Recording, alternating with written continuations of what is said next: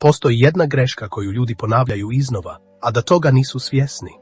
To je potreba da budu shvaćeni od svih ljudi oko sebe.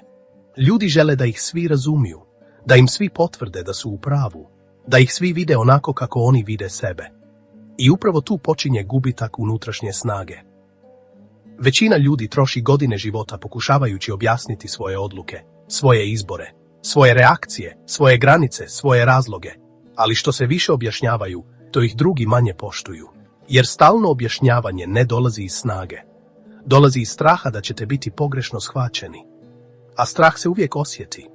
Kada stalno objašnjavate sebe, vi nesvjesno šaljete poruku da vam je potrebno odobravanje drugih ljudi. A potreba za odobravanjem uvijek stvara neravnotežu u odnosima. Ljudi koji su stabilni ne osjećaju potrebu da se stalno objašnjavaju. Ne zato što su hladni, ne zato što su bezosjećajni, već zato što znaju ko su.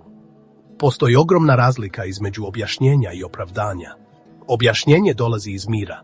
Opravdanje dolazi iz unutrašnje nesigurnosti. Kada se opravdavate, vi ne govorite drugima ko ste, vi ih molite da vam dozvole da budete to što jeste, a niko nema pravo da vam to oduzme. Zato se zapitajte, kome se vi zapravo objašnjavate? Osobi koja vas poštuje ili osobi koja vas konstantno testira? Ljudi koji vas testiraju nikada neće biti zadovoljni vašim objašnjenjima. Što više govorite, to više pitanja postavljaju. Što više objašnjavate, to više sumnjaju. Jer njihov cilj nikada nije razumijevanje. Njihov pravi cilj je kontrola. Kontrola kroz pitanja, kontrola kroz zbunjenost, kontrola kroz osjećaj krivice, kontrola kroz emocionalni pritisak. Zato se mnogi odnosi ne raspadaju zbog velikih svađa, raspadaju se zbog tihe iskrpljenosti od stalnog dokazivanja, iscrpljenosti od stalnog objašnjavanja, iscrpljenosti od pokušaja da budete shvaćeni tamo gdje razumijevanje ne postoji. U takvim situacijama tišina nije bijeg. Tišina je prekid igre. Kada prestanete objašnjavati, vi prestajete hraniti tuđu potrebu za kontrolom. Vraćate energiju sebi. I tada se dešava nešto veoma važno. Ljudi počinju pokazivati svoje pravo lice. Neki vas počnu više poštovati, neki se povuku, neki postanu nervozni, neki pokušaju izazvati reakciju i svaki od tih odgovora govori istinu. Nervozna reakcija na vaše granice otkriva da su te granice bile potrebne mnogo ranije. Mirna reakcija pokazuje poštovanje. Zrela osoba ne traži stalna objašnjenja.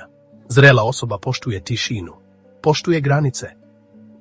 Emocionalno nezrela osoba osjeća se ugroženo kada više nema pristup vašim mislima i emocijama. Zato pokušava izazvati reakciju. Ponekad kroz uporna pitanja, ponekad kroz šutnju, ponekad kroz pasivnu agresiju, ponekad kroz lažnu zabrinutost. Ako na sve to odgovorite objašnjavanjem, vi ostajete u istom krugu. Ako odgovorite kratko, mirno ili uopšte ne odgovorite, vi izlazite iz tog kruga. Unutrašnja snaga se ne vidi u glasnim riječima, ne vidi se u dugim objašnjenjima, ne vidi se u raspravama. Unutrašnja snaga se vidi u miru. Mir nije slabost, mir je znak samopouzdanja. Mir pokazuje da znate ko ste, da znate šta želite i da vam nije potrebna potvrda sa strane. Ljudi koji imaju unutrašnji mir ne osjećaju potrebu da se stalno brane, jer znaju da se prava vrijednost ne dokazuje riječima. Ali ovdje dolazimo do dijela koji je mnogima najteži. Prestanak objašnjavanja često izaziva osjećaj krivice.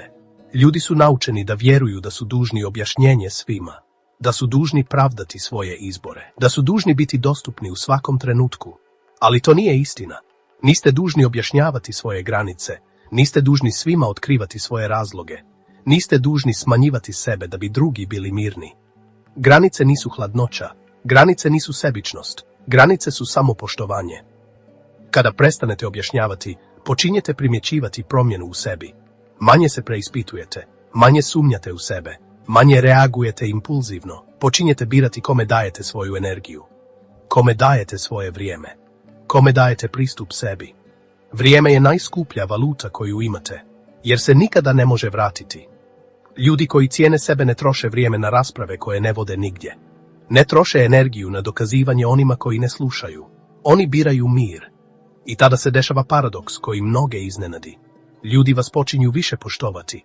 Ne zato što ste se promijenili, već zato što ste prestali davati energiju pogrešnim mjestima. Poštovanje ne dolazi iz dugih razgovora. Poštovanje dolazi iz dosljednosti. Kada su vaše riječi i ponašanje usklađeni, objašnjenja postaju suvišna. Ako ste ikada osjetili umor nakon razgovora, ako ste se pitali zašto vas neki odnosi iscrpljuju i ako nema otvorenog konflikta, vrlo je moguće da ste predugo pokušavali biti shvaćeni. Razumijevanje se ne može iznuditi. Ono dolazi prirodno. Ili ne dolazi uopšte. I to nije poraz. To je oslobađanje. Kada to shvatite, počinjete birati mir umjesto rasprave. Jasnoću umjesto opravdanja. Tišinu umjesto objašnjavanja. I tada se dešava prava promjena. Ne u drugima, već u vama. Ako vas je ovo potaknulo na razmišljanje, pogledajte naš novi detaljniji video o ovoj temi.